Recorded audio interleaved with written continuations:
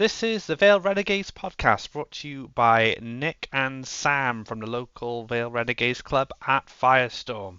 We are the new hosts for the podcast and we will be talking about everything 10th edition as well as upcoming events and things happening with the club. Hope you enjoy this episode.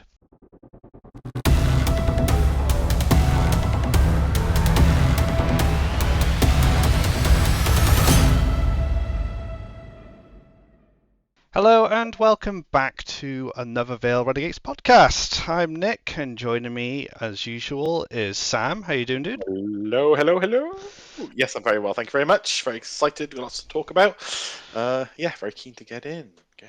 We also have a special guest, our great leader, supreme leader of the Vale Renegades Club, Andy. Welcome.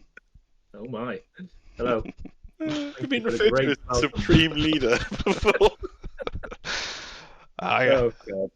That was the mildest term I could use, I guess, in this situation. Thank you very much. So yeah, we've got an exciting guest to talk about everything that's been happening in the club as of recent. We haven't had a podcast in a while actually, so we've had a data slate since the last podcast. We've had the Rumble final in January. We've had Echoes of War. We have an upcoming Rumble this weekend, and we also have the Team League. So we're just going to go through all those things today. I don't think we really need to touch on a balance data slate. It's been talked to death about. So yeah, we'll just do that. So let's just get straight into it. Rumble, end of the year. How do you guys think that went? Because we were all in the top 8. What do you think, Andy? I think it went great. I loved it. And on a side topic, obviously it went quite well for me. It was nice to actually be back playing. But I think we had a lot of people playing in the best of the rest as well, which was good. So. And you, Sam, you brought the sisters out. I absolutely loved it because I got to play with my sisters again. No, it was great. I had not the most streamlined of runs, some challenging games. I guess that's what you expect in inspect. No, I can't even talk today. So I'd expect in the top 8. But no, it was good. Came 6th. Not too happy with that. Probably one of the worst I've done actually over the last couple of years, but still had a great time. And you obviously did very well, didn't you? So go on, go brag. I did absolutely fine.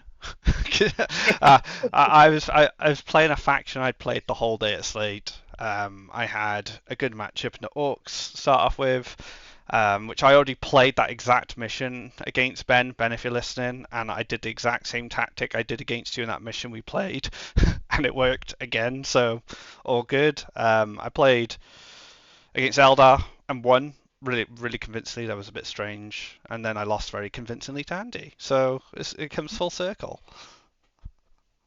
Well, I played similar armies to you, minus Andy, so I played against Eldar. I did okay into that match. I played against Orcs, slightly less okay.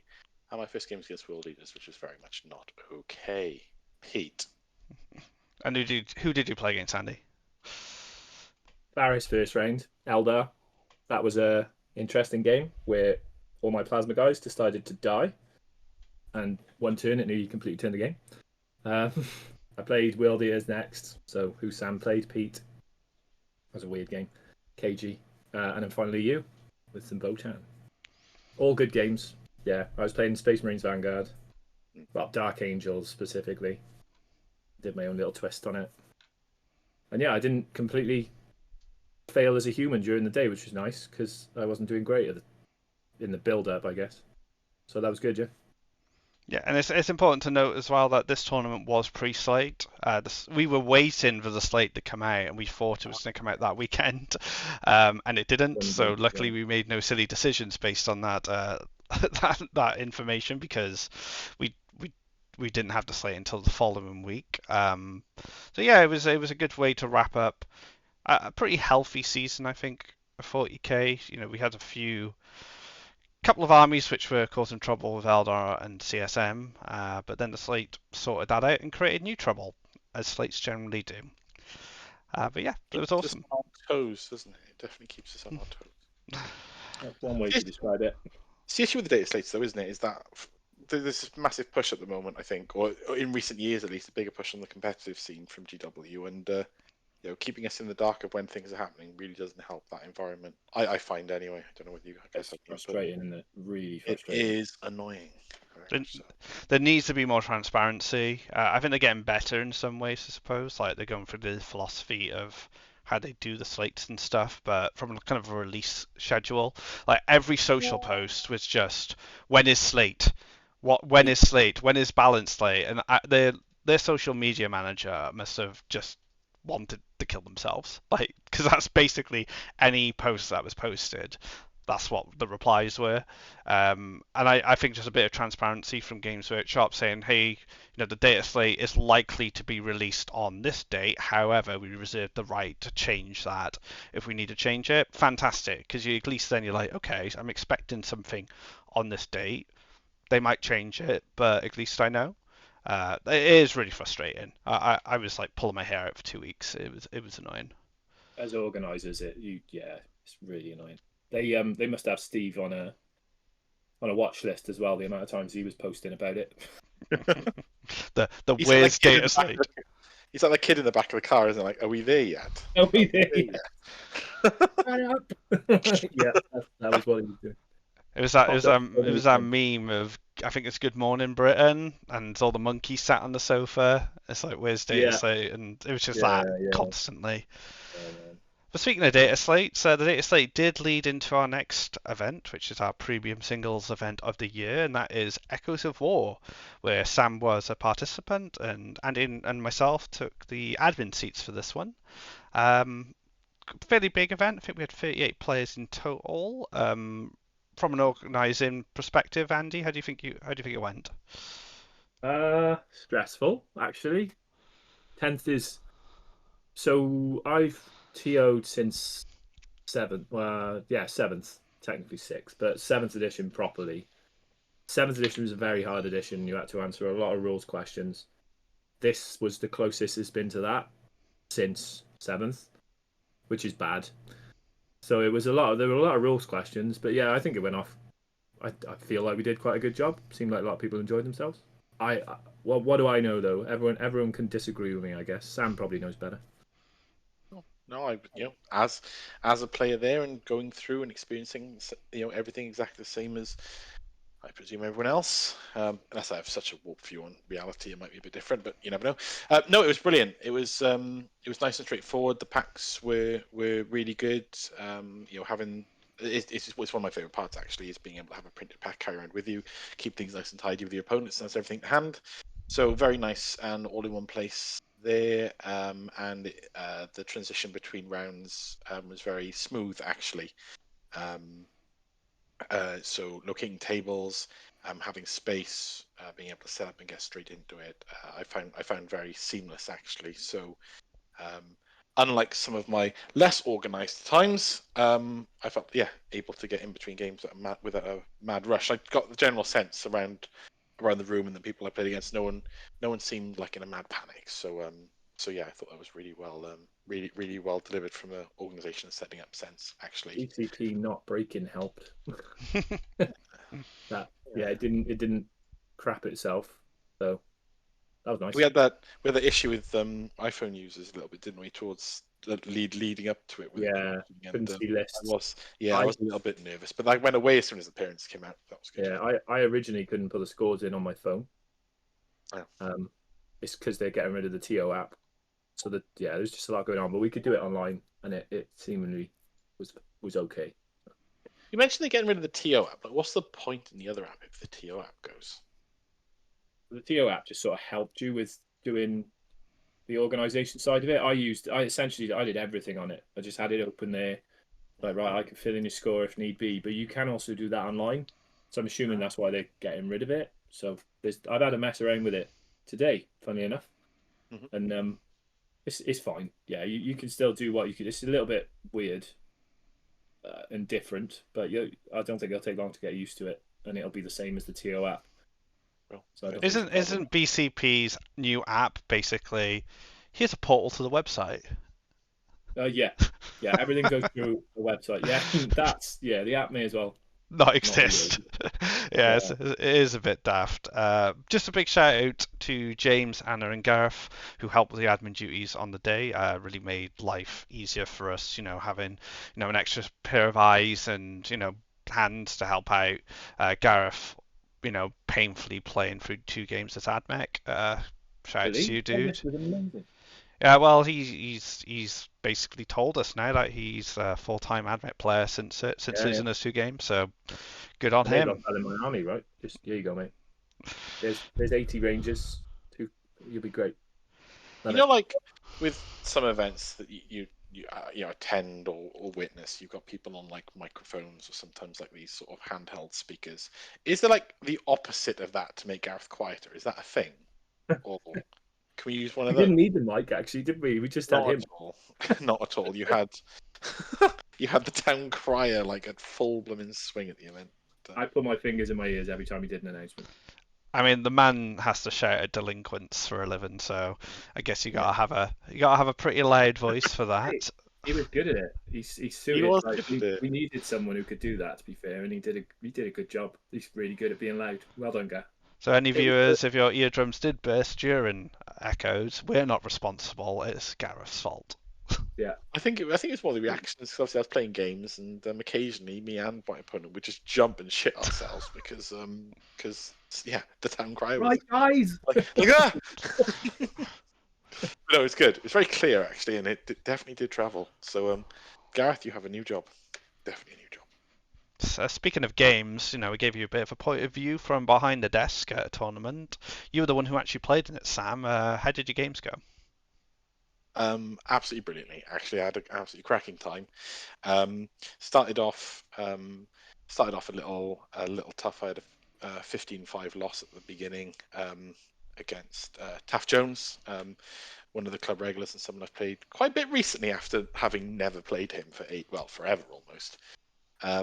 So yeah, that's sort of set it off on a tough trend, but managed to pull 4 wins out of it following that game. So I was really happy with the event itself, but also really happy with my own performance. Came 5th in the end, and managed to stumble into Custodes, Eldar, and Space Wolves twice and come out positive. So I thought that was a really good showcase of sisters as well, which I enjoyed. Speaking of the results, we do have them here. So 5th place was Sam, as he said. We had Thomas Warwick on Custodes. 4th, 3rd place Bryn Morgan on Custodes.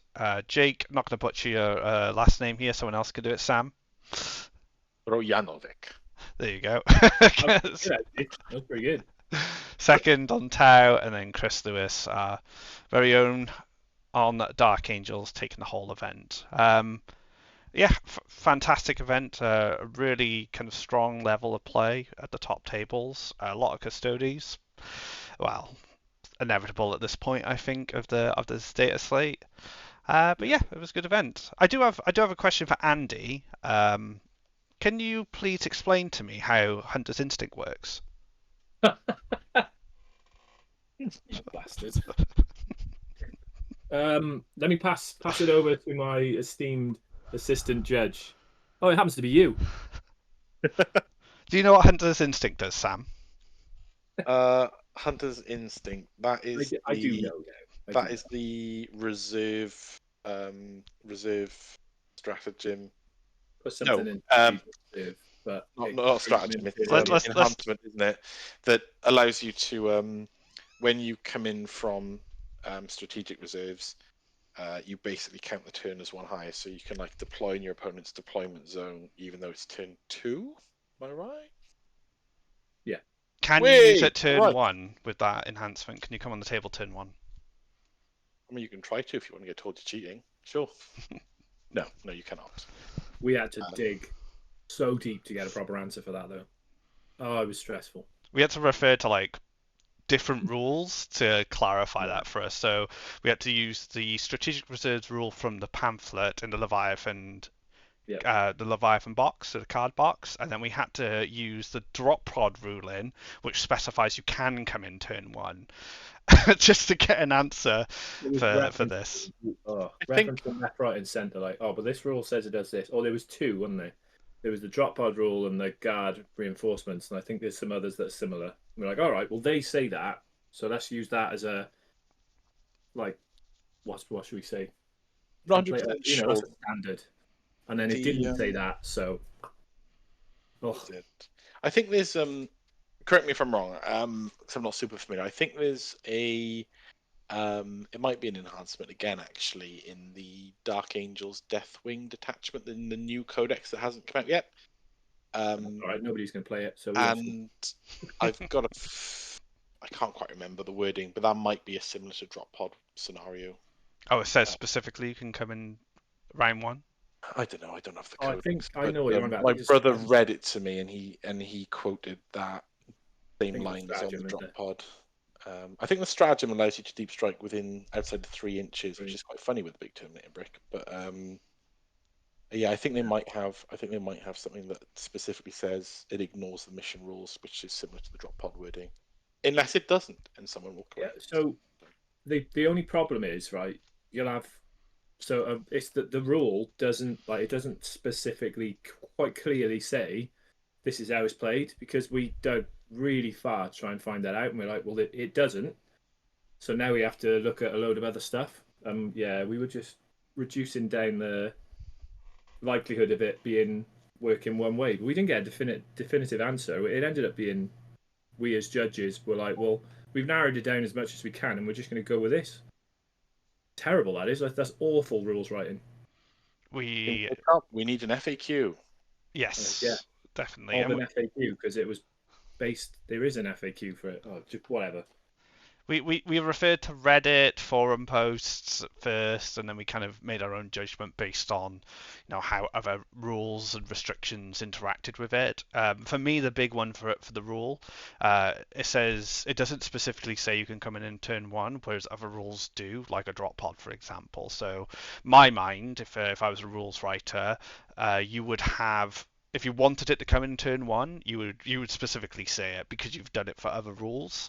However, as we know with fire support, for Eldar it's absolutely amazing. For everyone else it's pretty garbage, because for Eldar their fire support rule lasts the whole turn. For everyone else it only lasts the shooting phase. So who knows, right? Maybe they do mean it that way, but we had to rule it based on a bit of logic and a bit of research. Yeah. Best guess we gave, but I think we put a lot of time into it and came out with an answer that was probably the right answer with the information we were given. It was like 30 to 40 minutes of us just combing through the internet looking for a definitive answer, and we didn't find one. Yeah, crazy. I think the key message though there is that effort and thought and consideration went into it. There wasn't just a blanket no because we think this, or no because someone said this. It was actually proper. Whether it's the right outcome and the right answer, what was intended, a lot of effort went into trying to do the best thing or the right thing. So yeah, that's a good message though, isn't it? Yeah, we tried. Yeah. I'd like to think we do that. See, Nick, why did you send us off on that now? Just had to. It was like the highlight of my echoes. This instant conversation. Oh, I don't know. There was one other highlight that I don't think he once brought up on a podcast, but I'm going to. Go for it. And that's Gareth turning around and saying the noughties are the 90s, and then taking 5 minutes to realise what he'd said while I was just laughing. Yeah, Gareth is convinced that the noughties were called the 90s, and then we told him the 90s are called the 90s. What are you on about? I had to say it back to him, didn't I? And he just went, oh yeah. I realised what I'd said. It was a long day. All that AdMech scrambling in his brain. Love him. Yeah, they are complicated. Yeah, you subjected the pulsar to AdMech, and then you asked him questions. I mean, there's an extra level to what I subjected him to, but yeah. All strength 4, nothing else. Every bad unit in the book, and they pretty much got bad units, and that's it. So. Hey, he did his job. He scored some points. So I salute you, Gareth. Yes. Well done, sir. The best Gumby we've ever known. But yeah, that was Echoes, guys. In a I have a nutshell. question, if that's Uh-oh. okay. Not to move on, but like I've always wondered this, because and you'll laugh at me now. One of the next things I'm going to say actually, but my question is, what's a Gumby and where does that word come from? But before you answer it, just to just to highlight this a little bit, one of my earlier tournaments with the club, still like really new. I was with my brother and we were in, at the end of the event or whatnot, and you're doing the awards and things, and we're sat like there's quite a lot of people there. I can't remember. It might have been Echoes actually. There's a load of people there, like it was packed, and I'm in the audience like just rattling off what you do, and I'm like, I was looking through the app to try and work out like who was who and who was going to come what, and I was really just didn't have a clue anyway, and I saw the name Gumby, and then it had something else after. I can't quite remember. Noble Gumby? I don't know. I don't think it was Noble Gumby. I think it might have been, but I can't remember. But I remember being there like, what a stupid fucking name. And Ty was like, you can't say that. He might be next to you. And I was like, Gumby? Who the hell's called Gumby? And we were having that. And my brother was telling me to shut up in case someone actually called Gumby was listening to me. And then I found that it wasn't actually a name. So my question is, where is it from? So we used. I'm the only one who knows this answer as well. Some deep veil out of lore the three of coming us out here. Anyway. I'm sure loads of people know the answer to this, but out of the three people here, yeah, we use Down Under Periods, which is an Australian Periods website, which is, I believe, dead now because the guy that designed it works for BCP, which is probably why BCP is a webpage now. Gumby, I've actually just Googled it as well just to make sure. There's probably loads of explanations for it, but Gumby, what I thought was Gumby, it's like a idiot, another word for idiot. Okay. Whatever, spearman type thing. So this Gumby will, step in. But yeah, we just straight up took it from, it's what they had a something in the software that was called just a Gumby. So spearman was called Gumby. So we just used it. And that's where it came from for us. But it's a cartoon character in Australia, kind of like the gingerbread man. It's just a green, weird-looking man, and it's another word for an idiot. So there you go. I've just Googled it. Google it, yeah. There's all sort of like mascot outfits and things that you used to have in like supermarkets. I reckon, not supermarkets, like department stores. I feel like there should be a Gumby costume that's effectively a gingerbread man. You know those giant, like the men that flow around in the wind? Yeah. So he looks like that. It's a Play-Doh version of that, essentially. Yeah. So so the next Noble Gumby to represent the Gumby clan in an Echoes of War needs to wear one of those green bodysuits with a smiley face on it. It was called Okie Dokie. I think so. And there we go. That is some deep Vale Renegade canon there. That's where the Gumby came from. Yeah, much like the number 7 has some deep Renegades. I don't know if you know, actually. It's history to this podcast, in fact. Nope, I'm not aware of number 7. We used to rate every our podcast in the beginning were quite long, and we're mostly going through lists. And we used to rate the lists out of 7 because we just did. I don't know why. Craig just picked it out of the air, and we went, "Yeah, let's go with it." So how would you rate this Echoes just gone out of 7? Oh, I have to give it a point, 6.5. I thought it was really good. Like, genuinely, as running events went, it's one of the smoothest we've done.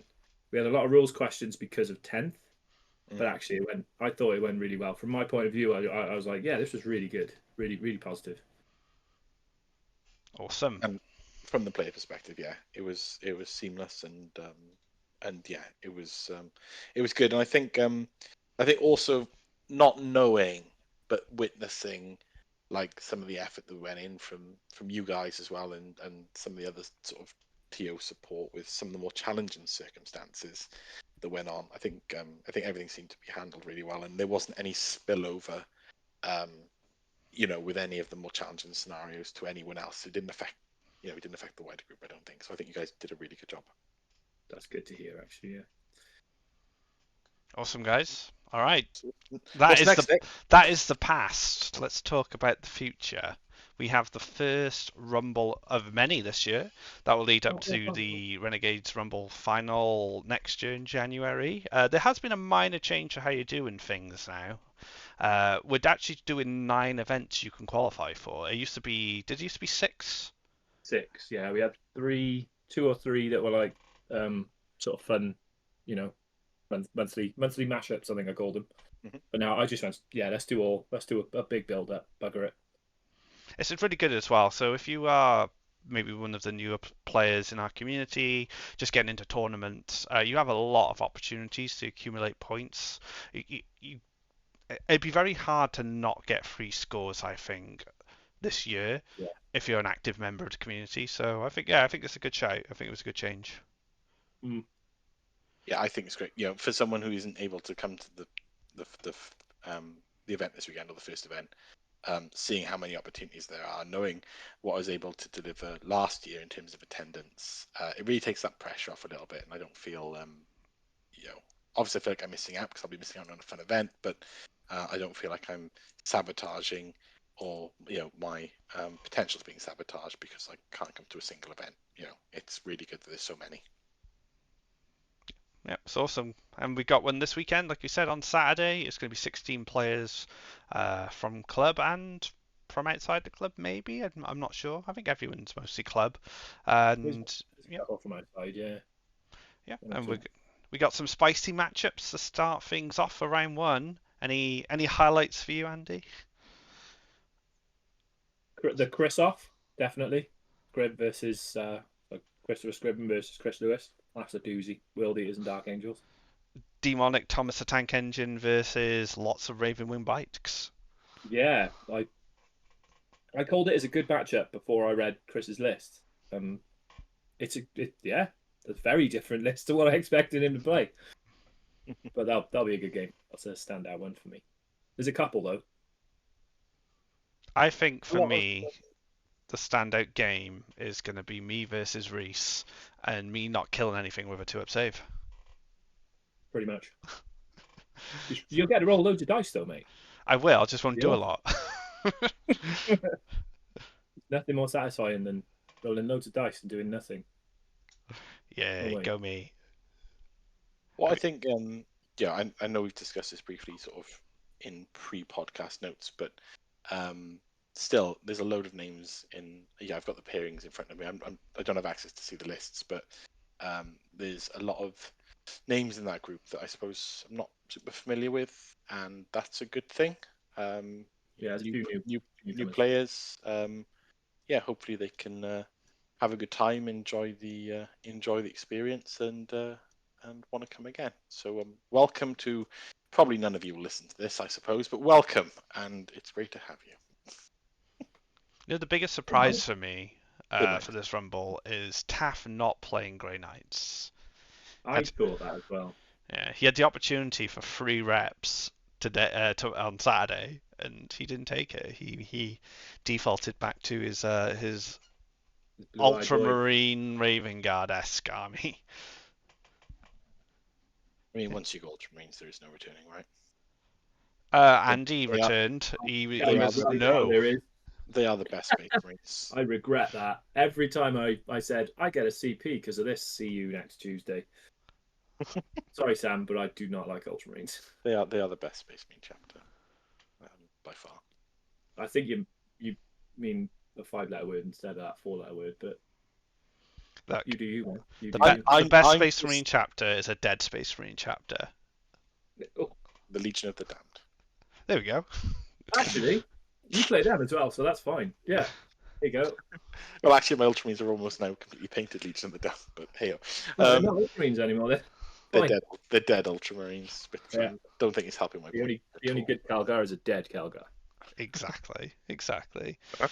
So yeah, that'll be an awesome event on Saturday. We'll probably give you guys a recap on the following podcast on how things went.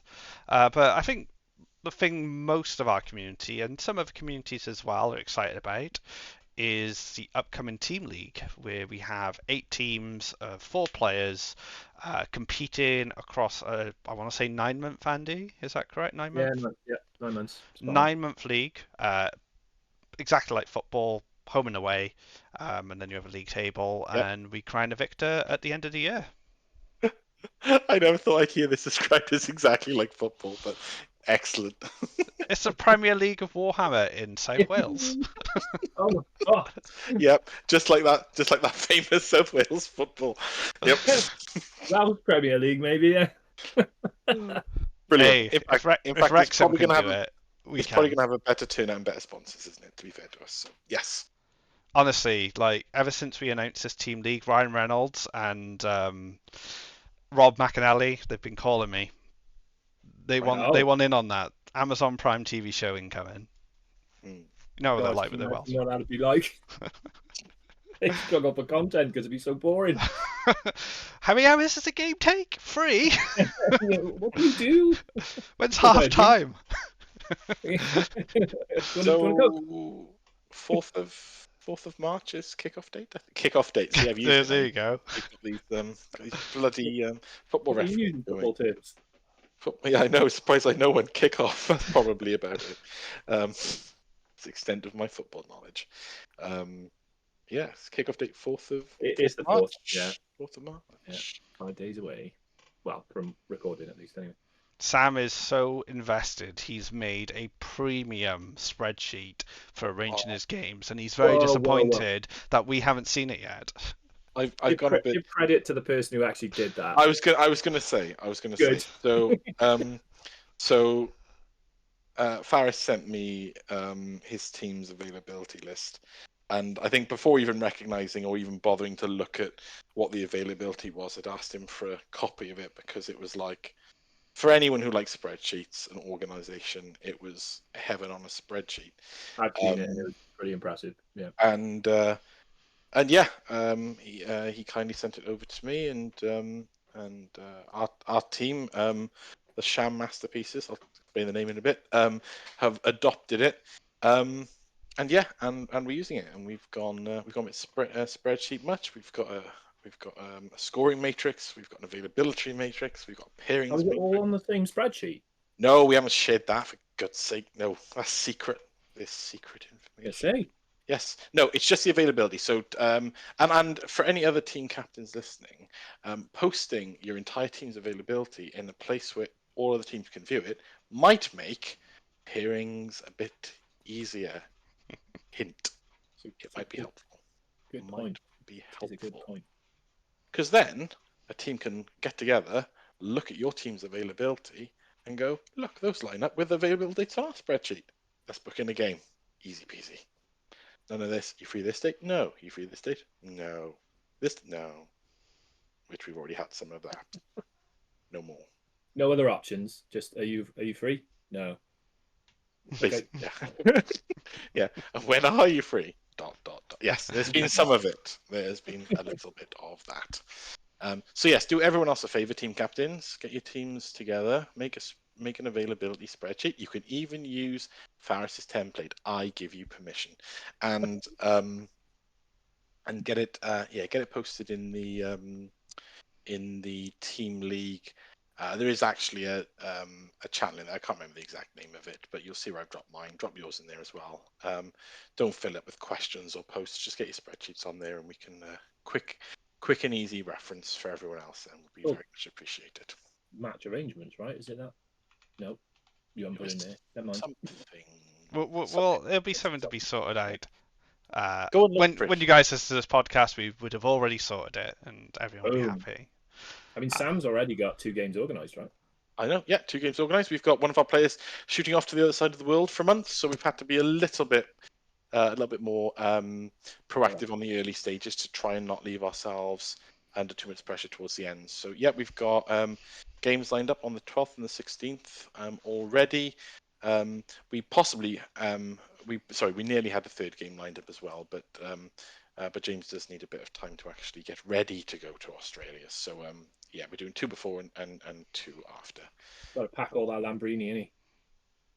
Was it strawberry daiquiris? Yeah, strawberry daiquiris. Got a Lambrini and a strawberry daiquiri. So, out of the teams that you could potentially face throughout this event, which teams are you worried about the most, like from kind of lists and compositions? You don't have to give too much fine detail away. I know this is top secret information, but any kind of like top level. Ooh, this team looks pretty good. So I think it's fair to say that of the 8 teams that are there are 8 pretty good teams with some standout lists, and of course, as we know, everyone loads of standout plays in this event. So I think there's a little bit of something in every team. And who we worried about? I mean, we've had a very in-depth conversation with this as a group, Pete, Chris, James, and I, and we've decided we are not worried about anyone. Our organizational skills are going to see us through. So yeah, we fear not. But we are looking forward to meeting with and having games with everyone, particularly some of the away games as well, for a bit of change of scenery. So cagey, isn't it? He's not giving anything away. I know. There's cards on his chest. I am practicing for when I'm Prime Minister. That's God. You'll do a better job than all of them. All right, I'm gonna throw you in the spotlight now, Andy. Same question, similar answer. Not similar. No, I'm just going to be really big-headed and say we're not worried about anyone because we're awesome, especially not sham masterpieces. No, there's a few like you. I think it's not disrespectful to turn around and describe the better, who you deem as good players. Like there's quite a few, we all play at the Rumbles and we all challenge each other, right? And I think it wouldn't be disrespectful to pick out, say, 3 or 4 teams that you like. Right, they've got those players on there that are all always challenging for the monthlies. Mm-hmm.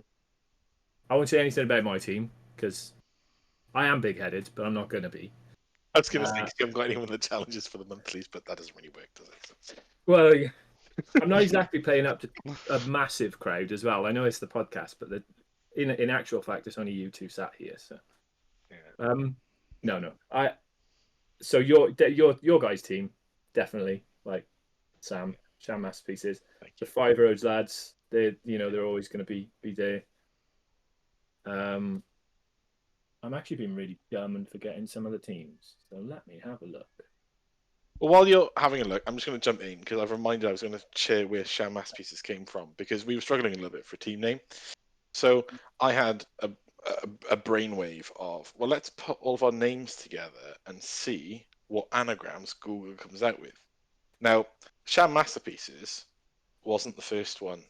The first one was James Supremacy, but Pete thought that name didn't quite sound right for a team, so we ended up going for the second option, which was Sham Masterpieces. I think he was right. That sounds weird. It reminded me of a bit like the Bourne Supremacy and the Bourne Identity, but like the James Supremacy. But you could have had much like Bourne, but okay.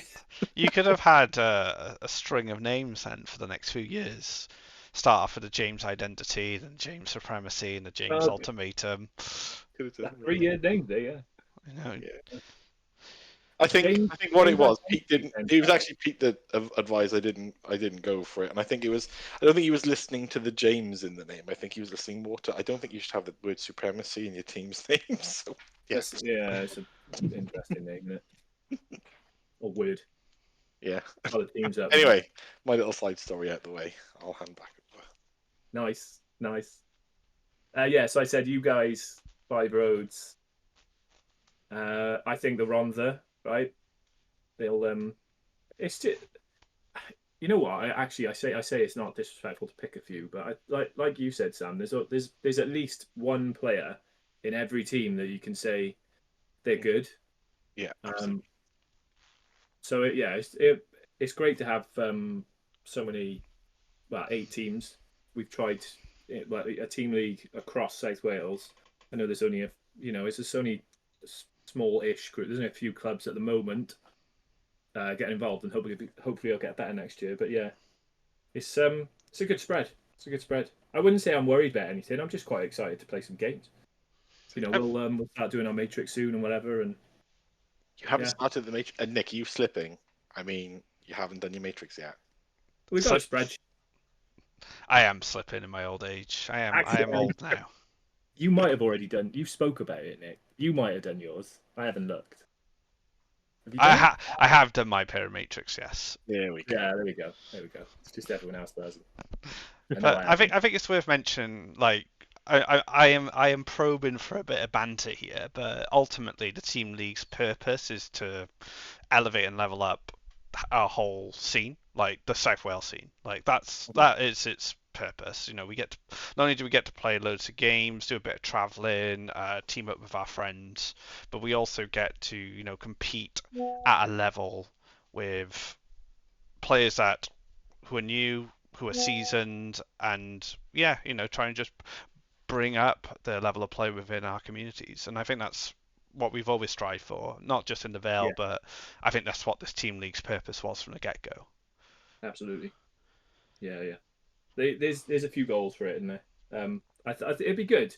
I think there'll be, like, realistically, you know, obviously we've got the way we approach building teams from the Renegades point of view was we've got 2 strong teams, and then everyone else who wanted to come forward. I'm not saying they're weak, but we approached it from, and we told everyone involved, it's like, right, this is what we're doing. We're trying to, and you raise up the level so the guys joining the other teams, you go, right, we want us all to come together and bounce ideas off each other. But, you know, we have built these teams with a strength in mind, so we want them to do well. But there's two, Sam's team and my team, like which involves all of us.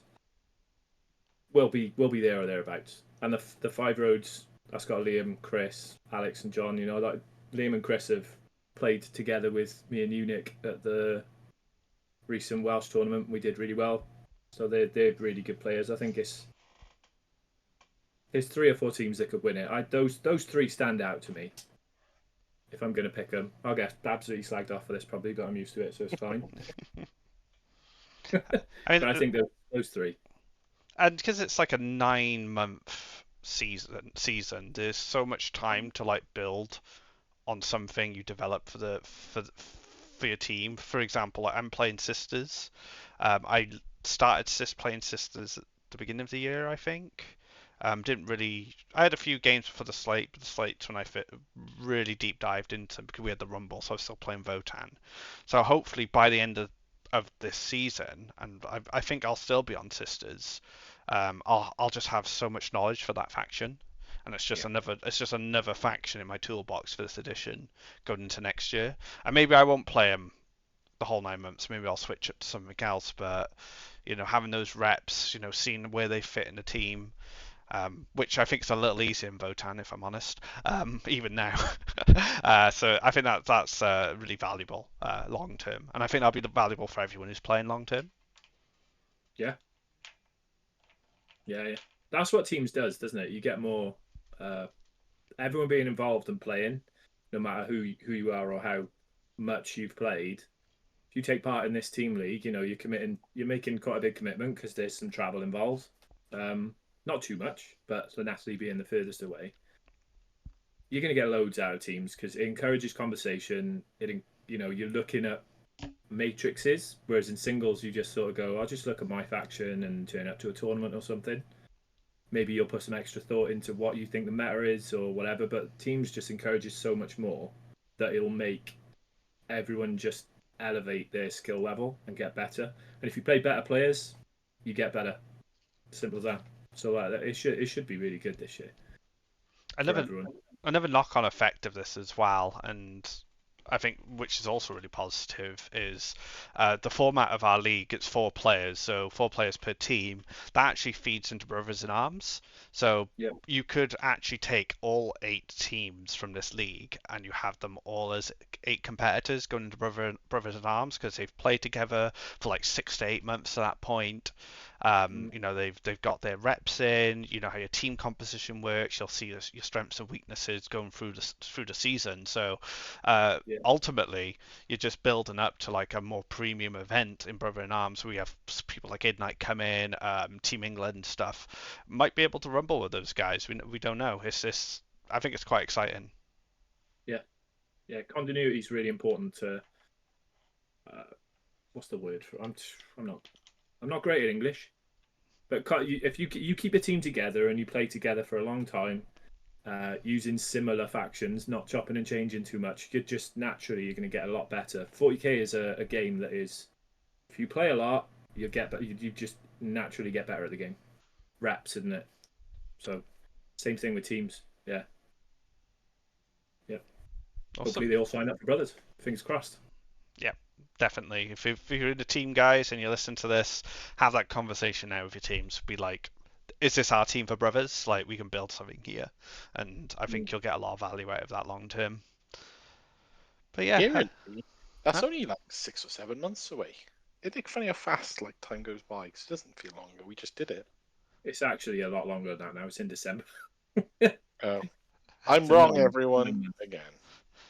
So I said 6 to 8 months, and in my brain I almost corrected myself, but I just let it go. But it seems like I was right without even knowing it. Just about. I think it's going to be this weekend. It'll be 9 months exactly, right? Because it's the start of December.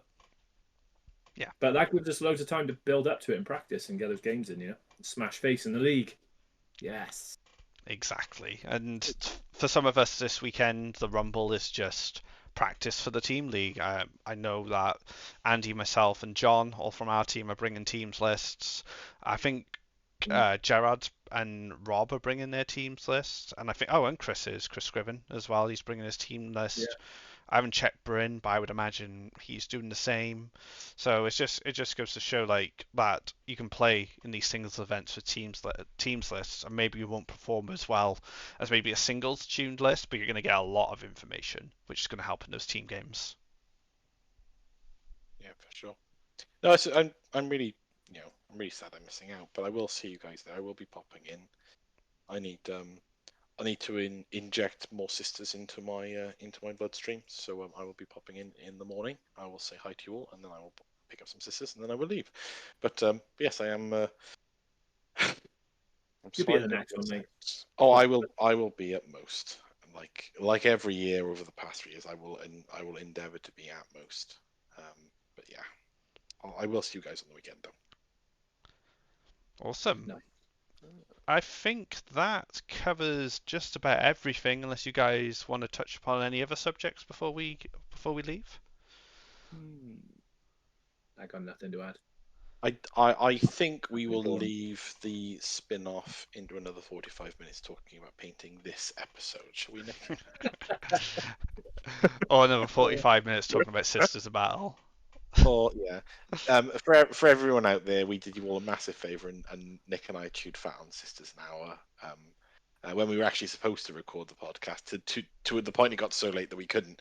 So even though it's delayed this for you all, at least you don't have to listen to us rattle on about Sisters. So you're welcome. If you hear the disconnect noise, you know that was me leaving. Awesome. Well, thank you very much, Andy, for joining us on this podcast. Yeah, thanks for having me. Thank you very much, Sam, for joining me as usual. We'll be back Pleasure as always. Yep, awesome. We'll be back with another podcast in the near future, talking about the Team League and talking about the Rumble and all of the things involved in the club and 40k. So, until next time, guys, take care and have a good one. Bye. You hiccup then. Oh, sorry. You can cut that. Me laughing at the end. No, the hiccup stays at the end.